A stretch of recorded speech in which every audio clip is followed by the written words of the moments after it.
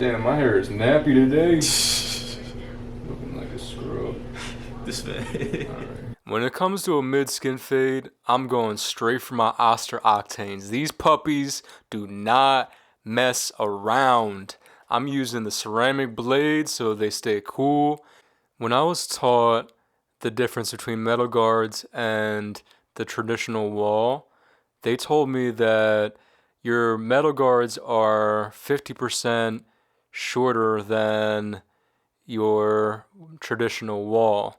But if you do the math, it's actually closer to 25%. But another thing you have to keep in mind is that your walls are made out of plastic, so they have a lot more give than a metal guard. So that 25%, it's actually looking more like 40% shorter. Just to play it safe, I think it's better to, act as if it's about 50% shorter, and that'll give you plenty of room to fade. When you're using your trimmers, you have to be mindful of how fast you can go and still cut all of the hair without pulling, because that can be real uncomfortable when you just take a metal trimmer on someone's scalp and you just try to push it through and yank the hair out of their head. It's not going to be comfortable. So you just gotta, develop your own rhythm. Each pair of clippers, each pair of trimmers has its own revolutions. So, it just takes practice to find out what that rhythm really is. After I've established that guideline with the trimmer, I'm following up with my JRLs, or an open wall. And I love my JRLs because the curved blade makes it stupid easy to fade. But also, since it's a longer blade, I can afford to get more done quicker.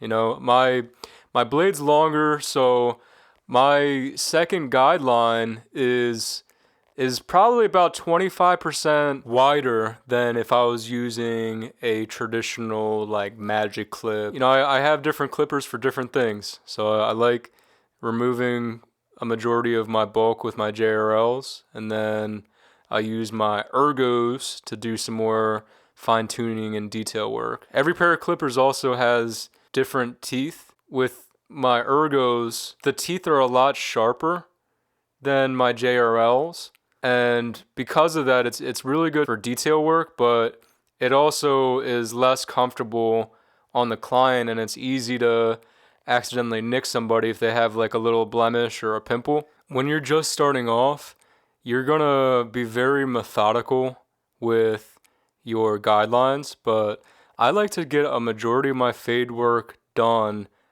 right off the get-go, right off the rip. Closing my guard halfway, closing it all the way, hitting the bottom, scooping out into the middle of that guideline. And since I'm using my JRLs, it really gives me the benefit of having more space to fade with. So my skin fades come out stupid quick because I'm not fading in a really tight area. A good exercise to do in the beginning is if you get a sheet of paper and draw two parallel lines about 2 finger lengths apart, and then do one finger length apart and half a finger length apart, and practice going left to right and right to left as if you were moving within a guideline. That's a good way to get yourself in control of your clippers. And you got to be mindful that as you cut hair, one thing that's important is ergonomics. As you develop these recipes, you'll have this tendency to stiffen up.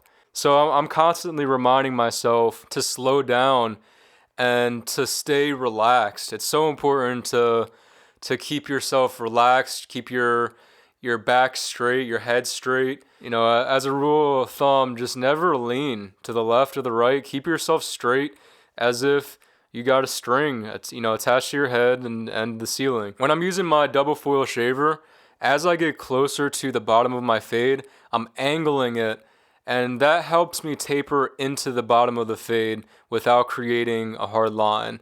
And as I get closer to that line, I'm lifting that blade off of the head so that it doesn't create a line that I have to go and scrub out later. Even though I do my best to try to not create a line, there's still going to be a little bit of a disconnect between the foil shaver and the rest of the fade.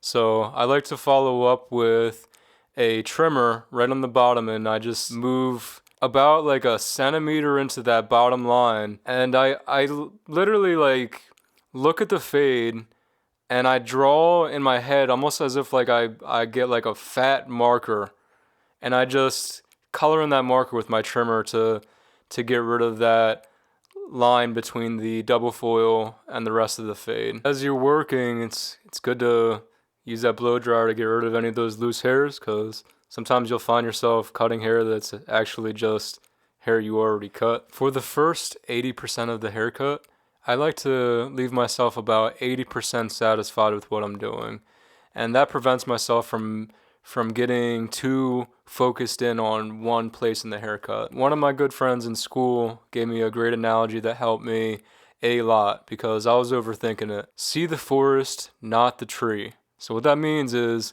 look at the big picture, don't get caught up in refining the little details. Just get a majority of the haircut done and then worry about that at the end.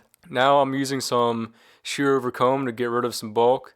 And I love using my shears because, a lot of reasons. One, I have a lot of control just from practice, but also it makes the hair a lot more, it gives it a better, more natural finish than my clippers would. And I like getting that hair, about 90 degrees with my comb before I cut it, which gives the hair nice even layers. And I like the way that lays. You don't always have to pick up the hair with your fingers.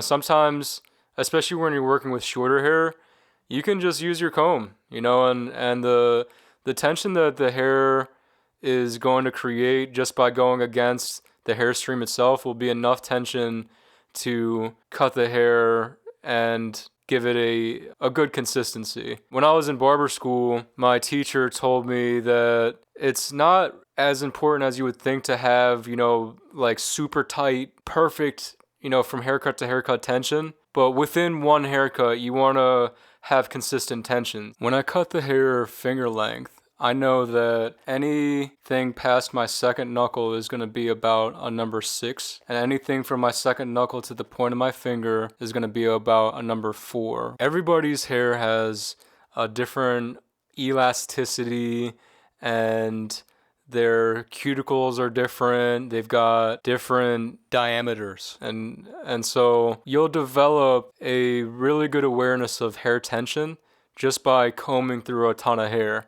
So you want to pay attention to something like that, because when it comes time for you to do some shear over comb work, it'll help you by maintaining a consistent tension. Now that I've got a lot of that bulk out of there, I'm just doing some more refining. So I'm willing to bet that that's probably a number 4 or number 3 that I'm using to go and transition through the parietal ridge into the top of the hair. And I'm just getting rid of bulk, and I'm trying to erase that line between the sides and the top. At this point, I'm getting closer to the end, so I'm looking in the mirror to see if there's any dark lines that are poking out. And now that I'm pretty satisfied with the fade, going into the top with my blending shear just to help smooth out that transition. Since he's doing a comb over, there's a buildup of weight right on the right side of his head that I'm lightening up with my blending shear. He has coarse hair, so I'm going and getting rid of a lot of that weight, so it makes his hair a lot easier for him to style at the end of the day, just by using my blending shear about halfway down the hair. For shape-ups, as a rule of thumb, if you want to keep the hairline as natural as possible, start at the top and then work your way down towards the ear. But if you want to get a little bit of contour, then work from your ear to the top of the eyebrow. I think it's always good to use one of your fingers as a fulcrum. You don't want to just put a metal blade on someone's head without having something to support on, because you're going to be heavy-handed and it's not going to be comfortable. Typically on a skin fade, I like to clean up the hairline with a straight edge razor, but this client told me that that wasn't necessary, so never assume, always ask. Whenever I'm styling a comb over, I always like to use a small barrel brush just to guide the hair the direction that I want it to go. And it does really give the hair a nice continuity and curl so that that comb over lays the way that I want it to lay. I typically work from the back to the front. After getting the front where I want it to lay, then I start to blow dry the crown a little bit more. And the last final touch is just using that comb to get the hair to lay on top of what I just established in the back. Oh yeah! This is clean, bro. Crispy. Hell yeah. Let me see. That's perfect. So, hell yeah. Good shit. You know, yeah, it's clean. There's no such thing as a perfect haircut, but if there's nobody in the waiting room, there's no reason why I wouldn't go and refine the haircut a little bit more if I see any kind of imperfections poking out before I send them out. I hope you enjoyed this video. If you have any questions, leave a comment below. I've got a lot more content coming your way, so stay tuned.